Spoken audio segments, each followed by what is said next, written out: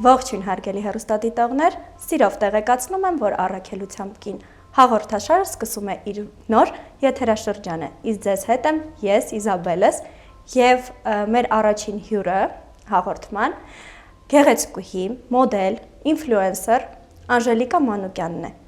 Ողջույն Անժելիկա։ Ողջույն Իզաբելա, շատ շնորհակալ եմ հրավերի համար։ Սիրով առաջին եթերաշրջանը հենց ուզում էի, որ քո նման գեղեցիկ, ուժեղ, իրենից ինչ-որ մի բան ներկայացնող աղջիկ լիներ մեր մոտ, որպեսզի մնացած աղջիկները դիտելիս մեր հաղորդումը ոգևորվեն քեզ նայելիս եւ անցնեն առաջ իրենց նպատակների ետևից։ Եվ առաջին հարցը, եթե դեմ չես, միանգամից քեզ հղեմ, մուտքը դեպի մոդելային աշխարհ ինչպես է եղել։ Իրականում մոդելինգը շատ հանկարծակի եմ կյանք մտել, իմ պլաններում նույնիսկ տենց բան չկար։ Ամեն ինչ սկսեց մի դիմահարդարումից, երբ որ մի դիմահարդար աղջիկ կանչեց ինձ իր մոտ, նկարեց իր աշխատանքը իմ վրա եւ տեղադրեց իր ինստագրամյան էջում։ Դրանից հետո մի հայ դիզայներ ինձ տեսել էր իր էջում եւ այդ աղջկա միջոցով կանչել էր նկարահանման։ Այդ եղել է իմ առաջին պրոֆեսիոնալ նկարահանումը, ու հիշում եմ այդ նկարահանման վերջում արդեն սպառված էի, որովհետեւ չգիտեի ինչ դիրքեր էլ կարելի անել։ Ու իմ լուսանկարչին ասում եմ, երևի վատ է, չէ՞, ամեն ինչ մոտս լավ չի ստացվում, իմ առաջին նկարահանումն է։ Ու ինքը զարմանում է, ասում է ոնց իրոք առաջինն է, ինձ մոտ նստվածներ, որ դու արդեն փորձ ունես այս ոլորտում, ամեն ինչ շատ լավ է ստացվում։ Ու ես այդ խոսքերից հետո շատ եմ մոտիվացվում, ոգևորվում եմ, որովհետև նկարահանման ընթացքում արդեն հասկացել էի, որ ինձ այդ շատ է դուր գալիս, ես հաստատ կարամ աշխատեմ այս ոլորտում։ Մյուս առաջարկը արդեն ստանում եմ հենց այդ լուսանկարչից ու ոնց որ տենց սկսում է իմ մոդելային կարիերան։ Իսկ քանի տարեկան էիր։ 17 տարեկան էի այդ ժամանակ, ուսանող էի դեռ,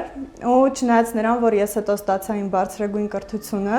բայց ընթացքում արդեն իմ ուսման հետ համատեղում էի նկարահանումները ու հասկացա, որ ես հաստատ այդ ոլորտի մեջ եմ մնալու ու շարունակելու եմ այդտեղ աշխատել։ Հետո արդեն բացում եմ իմ ինստագրամյան էջը, տեղադրում եմ իմ նկարահանումներից կադրեր ու ստանում եմ արդեն մյուս առաջարկների ինստագրամով, տարբեր ոլորտներում սկսում եմ նկարահանվել։ Հեռուստադիտողներին մի գաղտնիք եմ ուզում բացել, բացի նրանից, որ դու իմ առաջին հյուրն ես, նաև իմ մտերիմ ընկերուհիներից ես, եւ այդ իսկ պատճառով ես գիտեմ, որ դու նաև փորձ ես ունեցել նկարահանվելու Մոխրոտի երազներ նախագծում։ Այդ իսկ պատճառով ուզում եմ այսպես հարցս ձևակերպել. Մոխրոտի երազներից ինչ կհիշես, ինչ կպատմես եւ ինչ հարաբերություններ ունես Դիանա Գրիգորյանի հետ, ինչ համագործակցություն է եղել ձեր միջև։ Մոխրոտի երազները նույնպես նույն պատասխանն եմ տալու, բայց շատ հանկարծակի է ստացվել։ Ուրեմն ինձ զանգահարում են կաստինգի ընկերությունից ու կանչում են կաստինգի գլխավոր դերասանուհու համար։ Ես համաձայնվում եմ, գնում եմ, բայց ինչ որ ակնկալիքներ չունեի, դենց էի տրամադրված, որ եթե ստացվի լավ է, եթե չէ ոչինչ, ես չեմ նեղվելու դրանից։ Կաստինգից դուրս եմ գալիս, մի քանի ժամ հետո ինձ զանգում են, ասում են հաստատվել եք։ Ես իհարկե ոգևորվում եմ դրանից ու ընդունում եմ այդ առաջարկը, որովհետև շատ լավ հնարավորություն էր ինձ համար, ինձ նոր կողմից բացահայտելու, այսինքն մոդելինգից բացի, նաև ինձ սերիալում տեսնելը իմ համար էլ էր դա լինելու լավ փորձ։ Իրականում սերիալի նկարահանումները ինձ հեշտ էին տրվում, որովհետև տեսախցիկի հետ աշխատելու փորձ ունեի, տեքստեր հիշելու խնդիր չունեի ու ինձ համար շատ հետաքրքիր փորձ էր։ Իսկ Դիանա Գրիգորյանի հետ աշխատելը հեշտ էր։ Ես գիտեմ, որ կիսատ է մնացել քո մուտքը սերիալում։ Այդ իսկ պատճառով հետաքրքիր է ինչն էր պատճառը, որ դուրս ես եկել։ Ես հենց պատասխանեմ այդ հարցին, ես իմ աշխատանքին միշտ շատ պատասխանատու եմ վերաբերվում ու իմ դիմացինից ակնկալում եմ նույնը։ Ու երբ որ այդ հավասարակշռությունը չի պահպանվում աշխատանքի մեջ, տարաձայնությունները անխուսափելի են դառնում։ Բայց իմ համար այդ արդեն փակված էջ է, շատ ժամանակ անցել, ես չեմ ուզում այդ հարցին անդրադառնամ։ Ուղղակի ուրախ եմ, որ այդ փորձը ունեցել եմ ու շարունակում եմ իմ ճանապարհը։ Ժամանակակից կնոջ ստանդարտների մասին եմ ուզում խոսել, ինչպես ես տեսնում կնոջ գեղեցկությունը, առհասարակ ինչպես ես տեսնում կին առաքելությունը, կնոջ առաքելությունը եւ առհասարակ ինչ ես պատկերացնում կին ասելիս։ Եթե խոսենք գեղեցկության ստանդարտներից, ես մարդուն երբեք արտաքինով չեմ դատում, դրա համար մի քիչ բարդ է պատասխանել այդ հարցին, Իմ համար գեղեցկությունը սկսում է ներսից, երբ որ մարդու հոգին մաքուր է, երբ որ ինքը բարի է, մարդու արժեքներից է սկսում այդ գեղեցկությունը։ Եթե ուղղակի արտաքինով դատենք, խնամված լինելը իմ համար արդեն գեղեցկություն է։ Հա, մանավանդ հիմա, որ 21-րդ դարում ուղղակի անհնարին է տգեղ լինելը, համամիտ եմ քեզ հետ։ Մի քիչ մոտիկանանք անձնականին, ինչպիսի տղամարդ ես պատկերացնում քո կողքին։ Դե ես գիտեմ ինչ տեսակի ես պատկերացնում, բայց քեզ ավելի բացահայտելու համար ուզում եմ հասկանամ հեռուստադիտողը ավելի քեզ բացահայտի, ինչ տեսակի տղամարդ ես դու քո կողքին տեսնում ու առհասարակ տղամարդու որակների մասին, ինչ կասես։ Տղամարդու մեջ ամենաշատը գնահատում եմ հասունությունը, պատասխանատվության զգացողությունը ու կայունությունը։ Երբ որ այդ երեքը չկան, ինձ թվում է մնացածի մասին խոսելը անիմաստ է արդեն։ Ես չեմ պատկերացնում իմ կողքին տղամարդ, ով ինձ ինչ-որ հարցերում կսահմանափակի, այլ ոչ թե ինձ կոգևորի, կոգեշնչի, որ ես առաջ գնամ օրինակ իմ կարիերայի մեջ։ Իսկ ո՞նց ես վերաբերվում այն փաստին, որ հիմա ամեն ինչ հասանելի է եւ տղամարդիկ չեն պայքարում, ոնց որ առաջ էին պայքարում մեր մայրերի ժամանակ, մեր հայրերը ինչպես ինչ ջանք ու եռանդ էին, չէ, ներդրում, որպեսզի հասնեին այդ կնոջը, իրանց սիրած կնոջը, իսկ հիմա հասանելիությունը այնքան շատ է, որ տղամարդիկ օրինակ շուտ հիասթափվում են, շուտ փոխում են իրենց կողակցին, մի տեսակ այդ սեր Աստվածը ավելի մակերեսորեն են նայում, ինչ կասես այդ դրա հետ կապված։ Ես համաձայն եմ, որ հիմա փոխվել է ամեն ինչ ու իրոք տղամարդիկ ուզում են հեշտ ու արագ հասնեն աղջկան, բայց դրա համար ոչ մի բան չանեն։ Բայց իրականում ինձ թվում է, եթե մարդը իսկականից սիրի, տղամարդը եթե սիրի, ամեն ինչ էլ պատրաստ է անի աղջկա համար, երկար սպասի ու հավատարիմ լինի, ես իրոք հավատում եմ իրական սիրուն։ Ինձ թվում է, եթե ինչ-որ բան տենց ժամանակավոր է կյանքում լինում, ուրեմն այդ մարդը քոնը չէր ուղղակի, քեզ տրվել էր ինչ-որ փորձի համար։ Դաս քաղելու համար, հա։ Շատ լավ, ինչ է քեզ պակասում երջանիկ լինելու համար։ Ես իրականում ինձ լիարժեք երջանիկ մարդ եմ համարում, ինչի, որովհետև իմ համար երջանկությունը իմ ընտանիքն է, իմ ընկերները, իմ տունը, իմ շունը ու իմ աշխատանքը, նաև աշխատանքի մեջ հաջողությունները։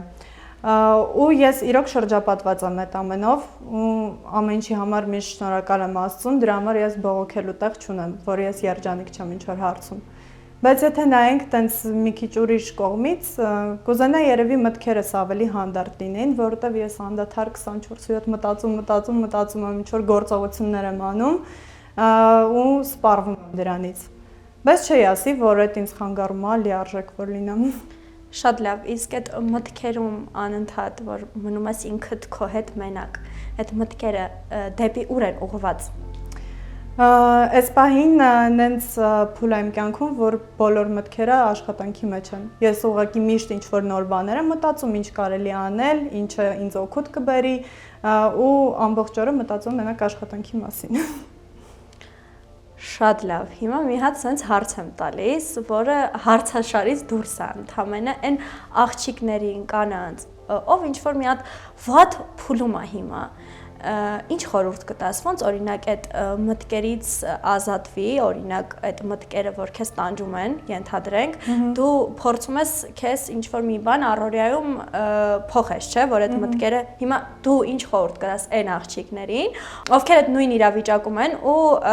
ինչ-որ մի բան իրանց խանգարում է առաջ գնալու համար։ Իրականում իմ կյանքում եղել է տենց բարդ փուլ, երբ որ ես չգիտեի մյուս քայլը ինչ պետք է անեմ, ինչ որ ճահիճում էի հայտնվել ու ամեն օրս նույնն էր, ու էլի տենց շատ խառը մտքերով, միակ բանը, որ ինձ փրկել է, ավելի շուտ միակ բանը չէ, բայց առաջին հերթին պետք է օրը զբաղացնես, ինչով որ կարող ես, լինի դա սպորտ, նկարչություն, պար, ցանկացած բան։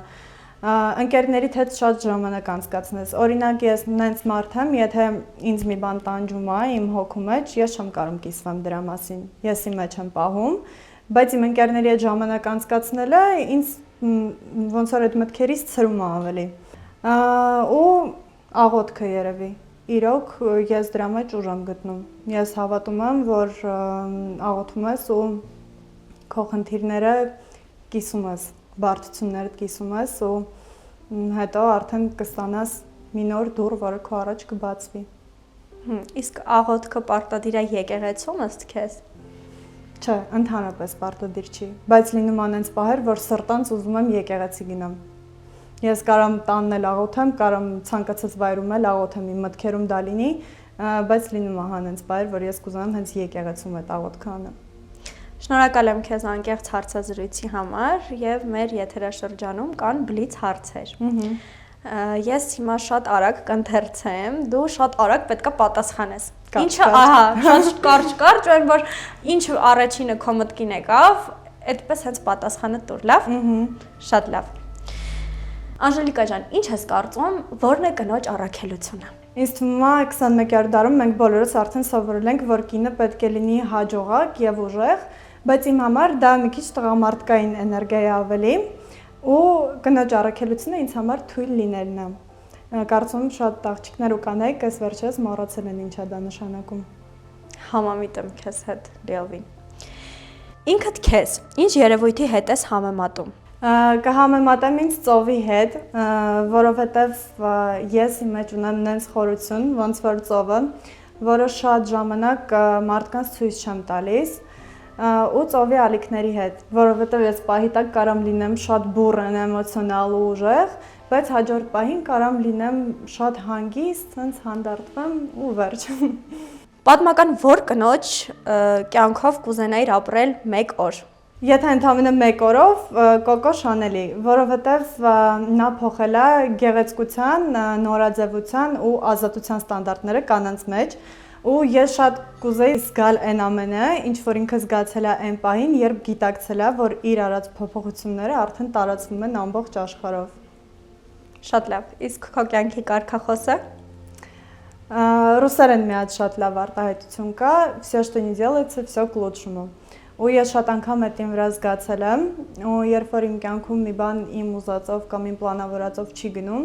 առաջին հերթին միշտ այդ արտահայտությունն է իմ մտքին գալիս։ Հիմա մի հատ sense հարց եմ տալիս։ Ես սիրում եմ կյանքը, որովհետև շարունակիր։ Ես սիրում եմ կյանքը, որովհետև ուղղակի ես սիրում եմ ապրել։ Ես սիրում եմ զգալ էմոցիաներ, սիրում եմ զգալ կյանքի յուրաքանչյուր պահը, ու սիրում եմ հենց այն կյանքը, որով ես եմ ապրում։ Ինձ թվում է, որ քեզ բացահայտեցին թե այն մարդիկ, ովքեր քեզ շատ են սիրում, հետևորդներդ, եւ այն մարդիկ, ով չեն սիրում, բայց հետևում են։ Եվ ինչ եմ ուզում ցանկանալ մեր հայ կանանց, որ իրենք լինեն ել ավելի վստահ իրենց քայլերում, եթե ինչ-որ մի բան չի ստացվում, կարծում եմ, որ փորձեն կրկին եւ իրենց մոտ անպայման կստացվի, մի ընկճվեք։ Եվ ուզում եմ հիշեցնել, որ ձեզ հետ էր առաքելությամբ կինը հաղորդաշարը եւ մեր հյուրն էր Անժելիկա Մանուկյանը։